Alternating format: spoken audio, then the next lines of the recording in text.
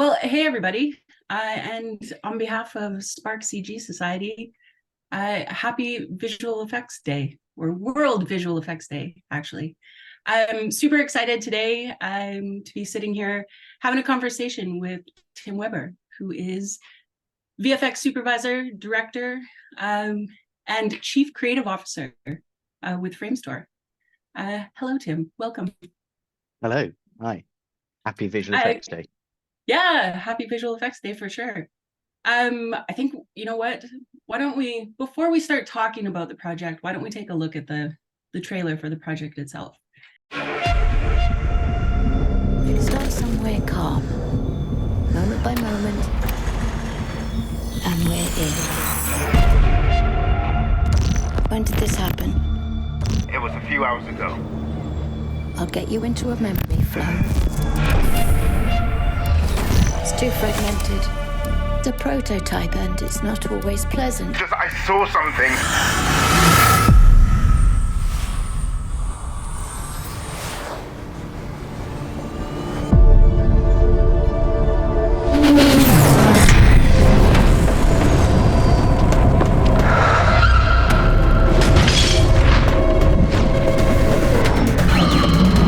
Please, you've got to help me. She might still be alive.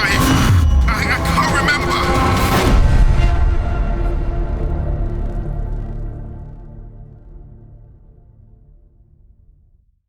Tim, congratulations on the release of the film. It looks amazing. Thank you. Before we get started talking about the project itself, I'm wondering if maybe you can give our audience a bit of a background, just on your career track, what brought you here now. Who is Tim? We want to find out.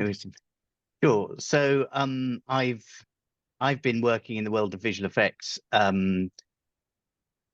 for my whole career.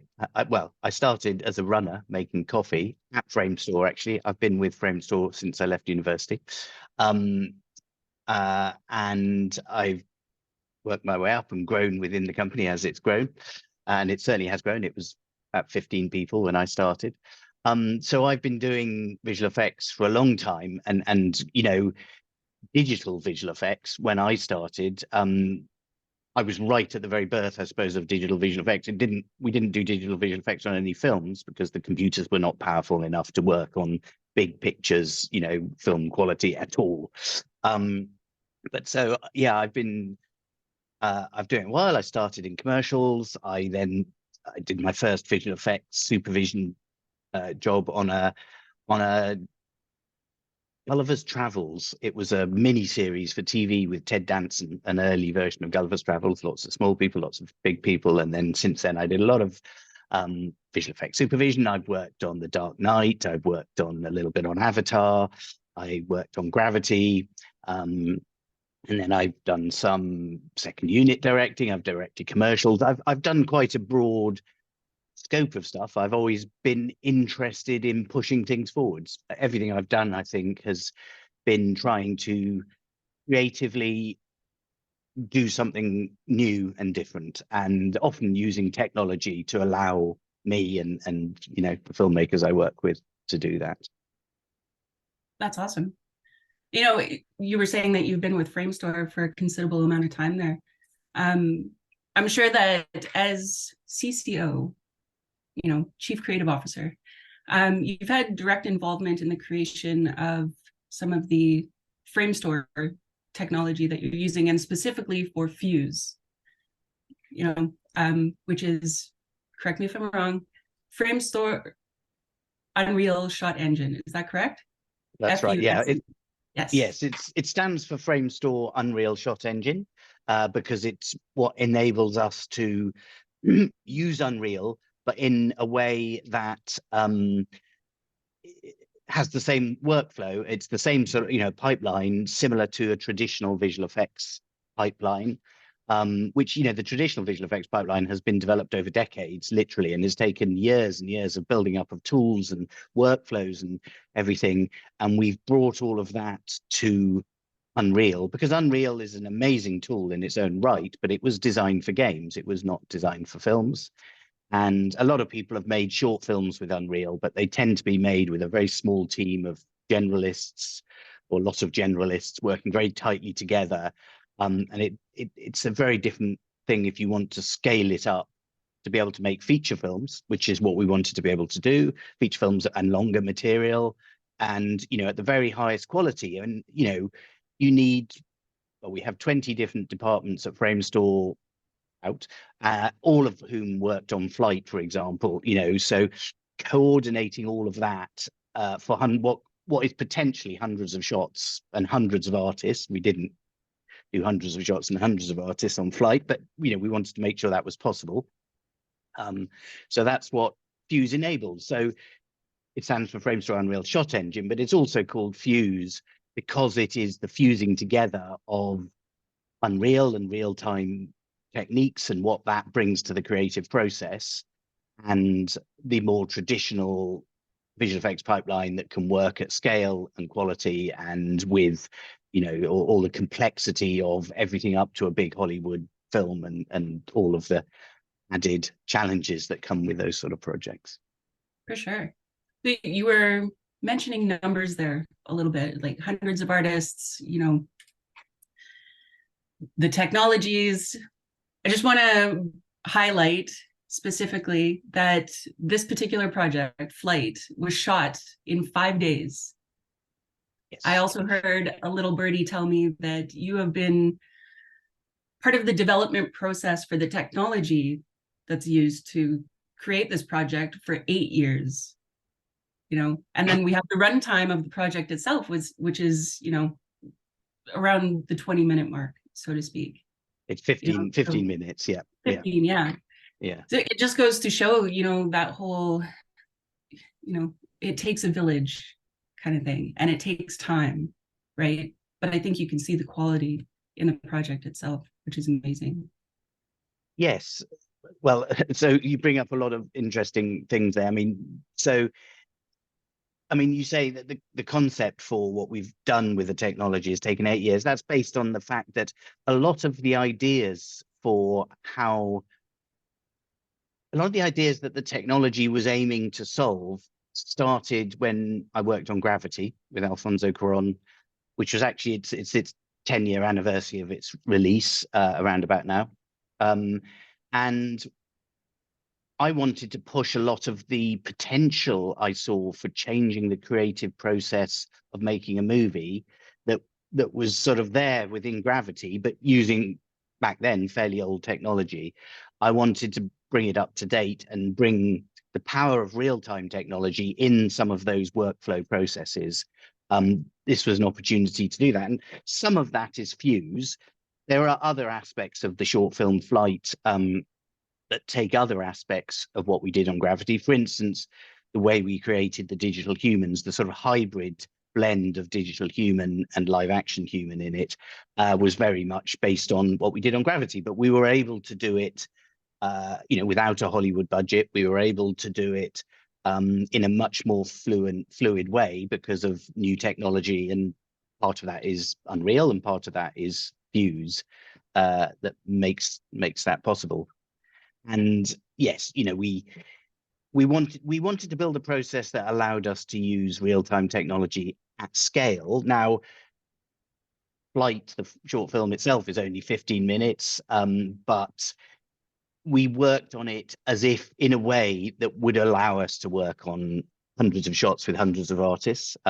We were working on it in 2022 when there was a global shortage of artists. So we definitely didn't have hundreds of artists. We didn't have nearly enough, frankly, because there was just not enough all over the world. And somehow my short film was not the highest priority. But you know, the way we had lots of different people. Part of what Fuse did was enable artists who, you know, for instance, animators who had spent decades of training to be an animator and work in Maya, they're not going to be able to retrain to work in Unreal and, you know, produce their craft at the same level in Unreal just for this or for anything. So we built the technology in a way that people like that could work with Unreal, but not necessarily in Unreal. So Unreal brought them some more rapid feedback, some more iterative processes, some more immersive ways of viewing their work, or sort of ways that were more in context of viewing their work, without them having to retrain and sort of start using different tools for their trade, which they've got very good at what they do with the tools that they use. So that was a big part of the way we designed it. And yeah, it was based on many of the concepts, as I said, I had been trying to push forward for a while, but a lot of people were involved in the developing of the tools and the techniques and the workflows. Theo Jones, my visual effects supervisor, was a key part, and Nesta and the Framestore technology team were a big part of it. And I was too many to go through, but a huge number of people designed it and developed it up to what it was able to do. Absolutely. Oh, and you mentioned five days for the shoot, just to tick off all your numbers, hopefully. Yes, originally it was going to be a 4-day shoot for the majority of the film. There's a sort of title sequence and a little bookend bit at the end, which was a separate shoot. We just did it in a room in our basement, and that's live action, or pretty much all live action. So that was not a proper shoot, really. It was set up very simply and cheaply. So that's excluded, but originally it was 4 days to do the shoot. One of the great things we did, well, the whole technique allowed us to plan it and to turn over the shoot incredibly quickly to make that almost possible. We ended up, I'd say, taking up about 5 days, because there was an accident on the shoot, which luckily everyone was fine. I say luckily, actually, I think it was because it was all very well set up and carefully set up. Everyone was fine, but we had to make sure everyone was fine, and doctors had to get involved just to check everyone was fine. So we lost kind of a couple of days. We came back and did a couple of days pick-up shoot later, which is one of the joys of working in the way we did, is you can do that. You can reshoot some elements later. But so overall, we say it was about a five-day shoot kind of thing, because I think we gained a little bit by going away and coming back, but it was about 5 days. Which I'm glad to hear that everything worked out. Yes. Yeah. I have so many questions, Tim. So many questions. I'm curious, like we're talking about a 5-day shoot. Things are fairly condensed. They need to be pre-planned. Can you talk a little bit about the sets themselves? Like when you're actually shooting, you need to make the most of the time. What was prepared in advance, as far as like virtual assets, what was practical, what was in camera? So yeah, part of the process that we used on FLITE, and this is where we brought all of these different techniques for FLITE. We brought a number of different techniques together. We used Fuse, we used the digital humans technique that I've talked about. We've used various things, and they're all very useful in their own right. They all apply to various different films that they're useful for. When you're making a film like we did, which is a predominantly CG film, but it's not a what people traditionally think of as CG animation with animated characters. It's more human characters giving subtle, nuanced human performances, rather than the sort of larger than life human performances that you normally have in an animated film. So it's a very different style, but you need to but it's still a very it's a very created environment. So but what we did is we filmed humans, we filmed the actors, so that we could use their faces. Excuse me. So we could use their faces, and we motion captured their bodies, and we did all of that in an LED stage, and that again sort of using similar techniques that we used on Gravity. That enabled us to get lighting that would naturally fit into the CG environment. So to achieve that, to make the shoot as fast and efficient as possible, We prevised the whole movie. We made an animated version of the whole movie first, and that allowed us to plan everything. We then pre-lit that. We designed the lighting in the computer, and it wasn't a case of just plug and play when we got to the stage, but an awful lot of it was then just came out of the LED screens, and all the planning of the lighting was set up in advance so it would all fit together. And because there's a lot of very long continuous shots in it, the lighting had to be planned very, very carefully to work at all the different angles in a continuous shot. You know, you're going through 360 degrees of camera direction sometimes, and the lighting had to work from every direction. So we're cheating the lighting left and right and up and down all the way through these shots that go on for minutes at a time. So yeah, all of that is planned, and then we developed tools that allowed us to take the previs, and that would feed directly into tech-vis so that we knew exactly what we need to do on stage. We often do tech-vis, but it's quite a sort of laborious and slow process usually. But using Unreal and the tools we developed, it was just almost an automatic process that when we made a change to the previs, it would automatically update what we needed to do with the camera and the lights and how we would work on the stage. So it was a much easier, more fluid process to make that work. So yeah, that's kind of part. It's that planning, and because we were finishing the film in Unreal, we could put a lot more effort into that previs stage than we would normally put if on a film, because we were just going to keep building it up and finish with that. So we could work up the previs to be higher quality, to have higher quality assets. It was worth designing the lighting. It was worth, you know, set dressing and doing all of that, because nothing was going to get thrown away. And that was, you know, that made it a more efficient process in the end, really. Right.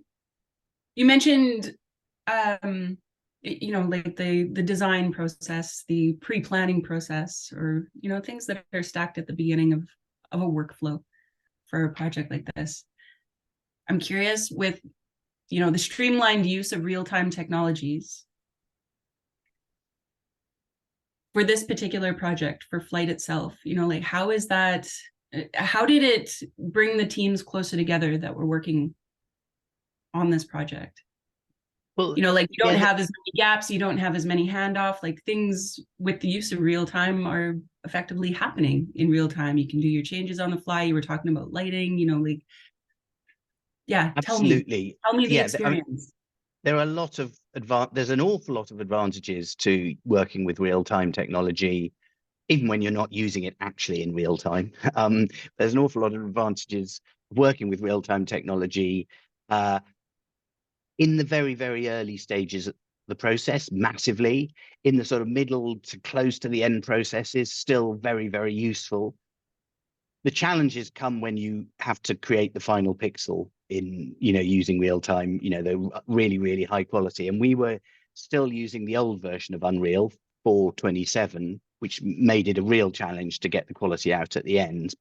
But that's the tricky bit. But there's a huge benefit, you know, through most of 80% of the rest of the process, because I could do a virtual camera and I could find a camera myself, or I could be working with the previous supervisor and we could work on it together, and he could see what I was suggesting. And even if I couldn't quite get what I wanted out of the virtual camera, it was a good way of me discussing it with him. He could see live what I'm trying to do, and you know, it becomes more collaborative because you're looking at stuff. And that's true of the cameras, that was true of production design.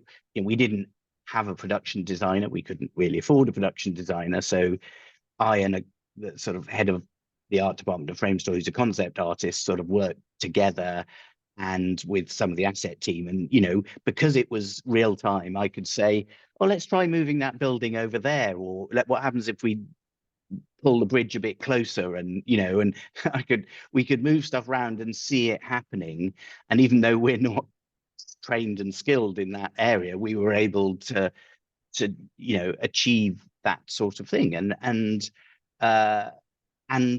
so yeah, it's very interactive. It's very, you see everything in context. We could be doing that with, well, we could be doing it from the very first day on the project almost to almost the very last day. And so, we were still set dressing. We'd have some of the performances in the shot. We'd have an actual camera, and we could move some of the set around, and that's great. You can see it happening in front of your eyes. It's in context. You've got the character there. You've got the lighting there. You're seeing how it's going to look in the final camera. That's really helpful to see it all in context. And it is more collaborative, I'd say, because people are seeing what you're doing as you're doing it. It's sort of everyone can give their input and have some response, and that's really beneficial. Mm-hmm. When you're talking about collaboration, not just from the creative perspective, but also from the technical perspective as well, do you find that the use of real-time technologies is kind of helping to bridge a gap between creative and technical? And by that, I mean, your software development teams, your pipeline teams, everybody who's working behind the technology in order to maintain, I think it helps a little bit on that front. I'm not sure the real-time technology makes a massive difference. One thing that did make a massive difference, although it made it very challenging, is we were developing the tools for Fuse, say, at the same time as working on the film on FLITE. So we were building the tools, building the pipeline, and making the film at the same time, which makes both of them hard. It's hard to be frantically making a tool because an artist desperately needs it to work, and it's also very hard to be working on a film where the pipeline tools, all the tools are still being worked on and not finished yet. So it's very challenging, but it does what you're talking about. It brings together the artists and the people building the tools, because you're making something that is really what people need. You haven't got technology people sitting in an ivory tower, or even I've done this. I said what we need is a tool that does this, and then you get to use it, and it's not quite what you need because you thought you'd do something and you won't do it. But if you're doing it whilst you're working on the project, then it becomes, there's a lot of feedback between the artists and the technology people, and they can both inform what each other are doing. And that was definitely very useful. It was challenging for both the pipeline and for the film, but it gave us a much better product in the end, much better set of tools. That's encouraging. With Fuse itself, you obviously, Framestore and yourself individually as well, I'm sure, obviously have a relationship with Epic in order to, co-create, so to speak. What kind of relationship is that Framestore would have with?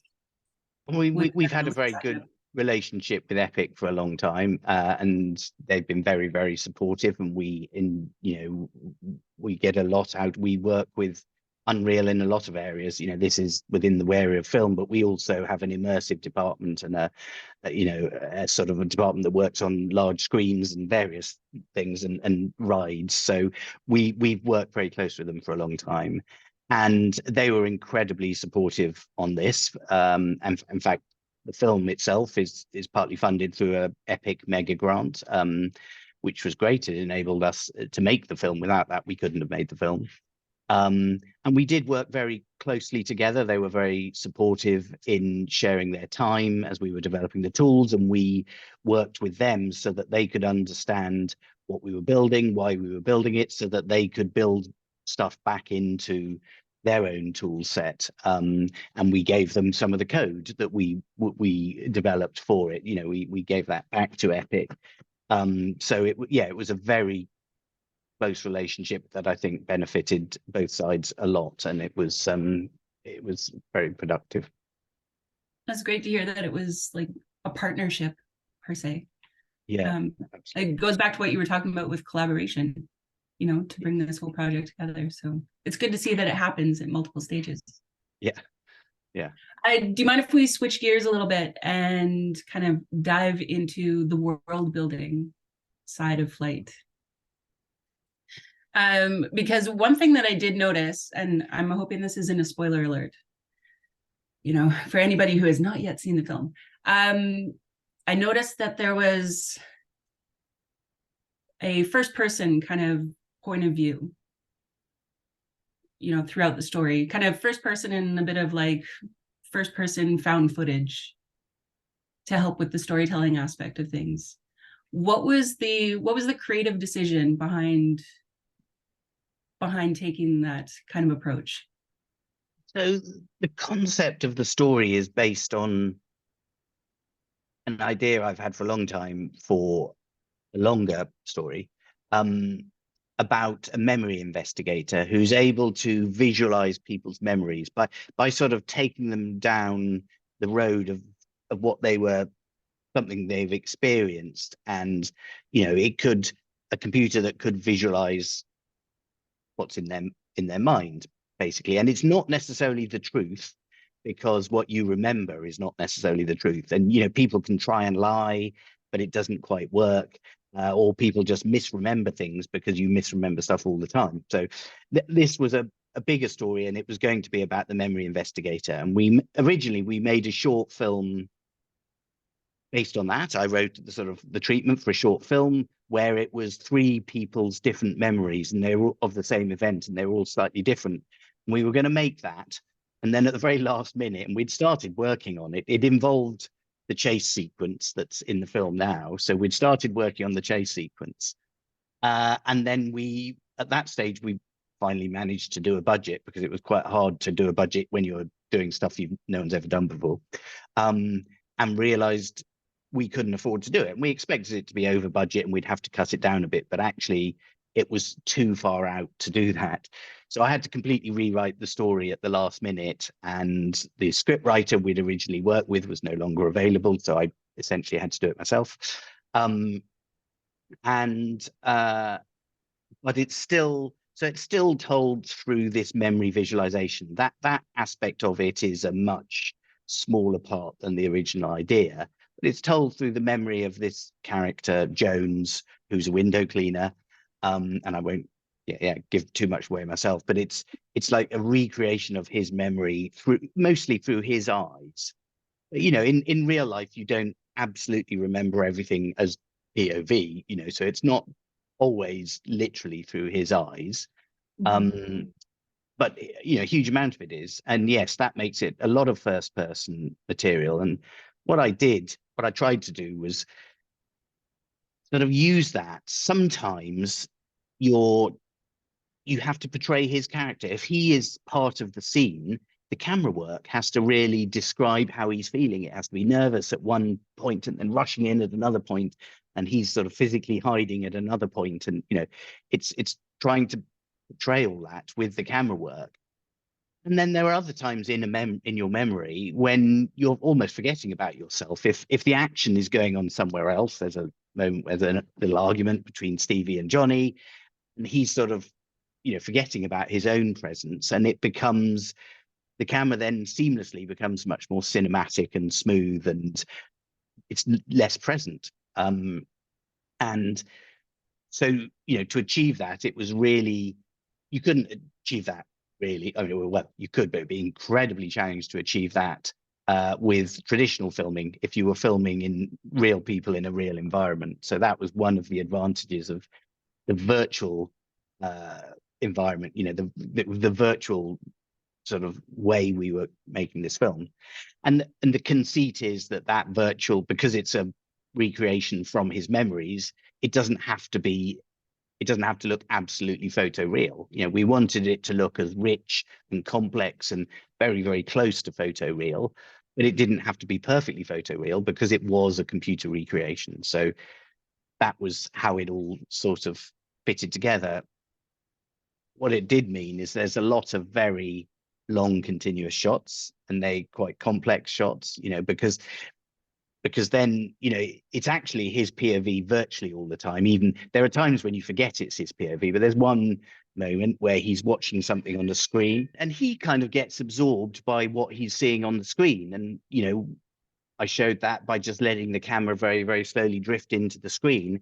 And then you are watching the screen too, as an audience member. You sort of forget that it's even there, it's through his POV, but you forget that until he sort of is woken up from his concentration on the screen, and you know, he comes back to life almost, and you're back in the room with him.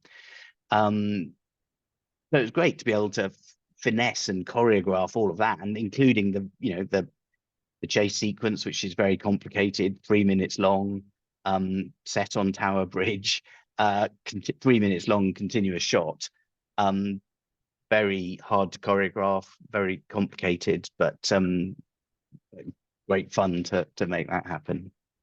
Well, I mean, the transitions that are used, you know, not just in a technical sense from scene to scene, but also, you know, in the creative element of the storytelling process, you know, beautifully done. I think it was, I watched the film a couple of times actually, and I had to go back and look at some of the transitions, you know, like what you were talking about with that point of view, and then going into more of like a cinematic watching in screen kind of thing, like as the viewer.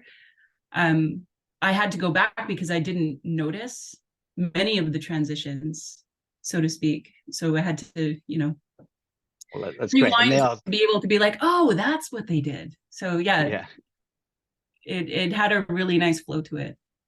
yeah, it's great. I mean, a lot of it was supposed to be sort of subconscious, you know, that you don't necessarily notice that this is happening, but you imbibe the feeling of his character and his concentration as part of it, and all of that comes across. But it is definitely a film, I think, I've heard from a lot of people, a film that is great to watch a second time, because I did cram an awful lot of stuff into the 15 minutes. I was a bit greedy in how much sort of narrative I wanted to squash in, and there's a lot of subtle moments and little things that happen that you miss on a first telling, and I think people do enjoy it watching it a second time. Yeah. Oh, for sure. I'll be watching it again. I'm glad that you brought up the chase sequence, because in watching it myself, you know, I was very impressed, first off. But what really started to go off in my mind was this idea of the physics that are involved. You know, you were talking about using digital humans. You know, you're in a real-time virtual world. You know, like how are the dynamics made believable when it comes to the physics of the world itself? Yeah. I mean, mainly through the craft of the animators, I would say. So, you know, we used motion capture for some moments, but that was for the drama. That was where we wanted an actor's performance to be a sort of genuine performance, because we were filming the faces, the body had to be perfectly in sync with the face and the voice, and everything had to fit together. So that was, motion capture was great there. But as soon as she's boarding around on her hoverboard and doing impossible things, that doesn't make any sense at all. So the bits where the physics were more challenging were all animated by our great team of animators. You know, I really believe when people are doing cool things, if it's grounded in reality, and you know, this goes for the emotion of the characters, as much as the physics of the, you know, stunts. Particularly if it is computer generated, if it's grounded in reality, then impressive, you know, things have more impact on you, you know, because you believe it's real, even though you know it's not real, you believe it can be real. So if some superhero is just being smashed into buildings and not dying and flying, jumping impossible distances without the right physics, then you start to think, well, anything's possible, and I don't really care because you can just make anything happen. So I really like to ground stuff, and you know, the stunts are very, you know, in the sequence would be incredibly hard to pull off in real life, but not impossible. And it was very important that the physics as much as possible, and we didn't have much time for as much time to animate as we would have liked to have had, as you would have on a proper, a fully funded film. So it was a challenge, but to give it the weight, to make the physics right, to make the physics of the way the camera moved right, the way she moved, everything. But we used a variety of techniques. There's a little bit of simulation and tools to give things, to speed up the process of doing that. But really, it comes down to the craft of the animators. That's definitely what makes all the difference, and the attention to that aspect of it, what made it work. Beautiful. I like how you use the term grounded in reality, to make FLITE, the world that FLITE takes place in, even more real. I'm curious, does the city itself have a name? Well, it's London, really. It's London in 2053. So we didn't give it a name beyond that because it is based on London. And one of the things actually that makes it feel quite real as a real city is, to begin with, we just sort of laid out this slightly futuristic city with some current, because it's only 30 years in the future. So we laid it out based sort of around the river of London. And it didn't look right. And this was when we were doing the pre-vis, and we weren't trying to make it look exactly right at that stage. But it was fascinating that in order to do the next stage, we got Google Maps, a map of London. We looked at where there were low-rise buildings, where there were high-rise buildings, the way the streets ran a bit more, and we grounded it in the reality of the real London. We started to lay out the city more accurately to the real London, even if the buildings weren't necessarily the same, because they were 30 years in the future. But the way the layout worked was based on the real city, and suddenly it looked that much more real, much more believable, much more, it just had the sort of texture quality of a real city. And it suddenly came to life as a real city at that point. And it was fascinating to see that transition as that happened. Mm-hmm. So you have this virtual city now, that was a part of FLITE. Do you think that there's going to be a continuation? Will this city be used in other ways? I'm sure bits of it will get used. And in FLITE, we used elements from earlier projects, like Tower Bridge is a big part of it, and we had to do a lot of extra work on Tower Bridge, but we had a model from another project as a starting place. It's always great to be able to pass stuff on, and benefit from having stuff passed on. So bits will unquestionably be used, probably already are being used in other projects. Using it as a whole, we as I said, we're currently thinking about the next project, and it probably won't be FLITE yet, but maybe a project after it will be possibly a project based on the memory investigator, as I said. So in this world, more focused on the memory investigator, the characters in FLITE will probably be in it, but not necessarily the hero characters. Because it's really the story, that the story in my head is the story of the memory investigator and various things she's looking into and interweave with her own life. But yeah, if we did do that, then yes, it would have another life. Yeah. If or when? Dun, dun, if dun. or when. Yeah. Are you able to tell us what Framestore has in the works as far as how Fuse is being used going forward? At the moment, it's sort of little bits of it are being used on various projects. Parts of the tool set are being used. We've had some conversations about using it for, we're in the process of conversations about using it for sequences on other films where there's maybe a sequence in a live action film which is largely fully CG, then going down the full sort of using all the different technology we developed might make sense. So those sort of conversations are going on there, and there has been as I said, we're looking at another project to use this full methodology, and looking at 2 or 3 different projects.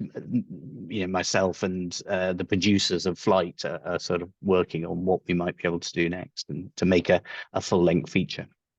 Nice.